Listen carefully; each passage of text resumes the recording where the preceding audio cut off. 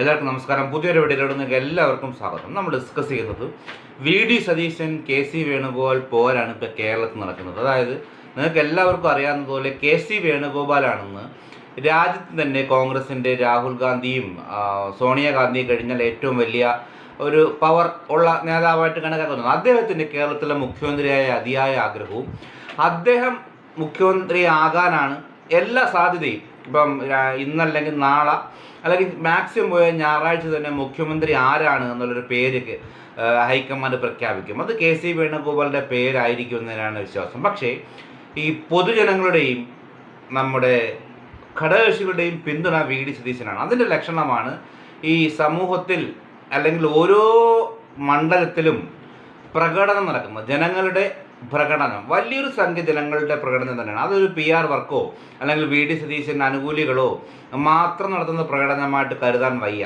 അത് ഓരോ പ്രകടനങ്ങളിലും നൂറുകണക്കിന് ആൾക്കാരാണ് പങ്കെടുക്കുന്നത്. ഇപ്പോൾ PR വർക്ക് എന്ന് പറഞ്ഞാൽ ഇത്രയും കൊണ്ടുവരാനൊന്നും സാധിക്കില്ല. അപ്പോൾ ഇവിടെ KC വേണുഗോപാലിൻ്റെ പേരാണ് ഹൈക്കമാൻഡ് പ്രഖ്യാപിക്കുന്നെങ്കിൽ കേരളത്തിൽ കോൺഗ്രസ് പ്രവർത്തകരുടെ ഒരു കലാപം തന്നെ നടക്കാനുള്ള എല്ലാ സാധ്യതയുമുണ്ട്.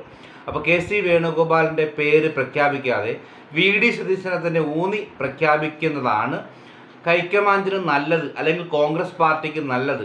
കാരണം VD സതീശൻ 2021 മുതൽ 2026 നിയമസഭാ ഇലക്ഷൻ്റെ വിജയം വരെ പ്രവർത്തിച്ചത് വളരെ ആസൂത്രിതമായിട്ടാണ്.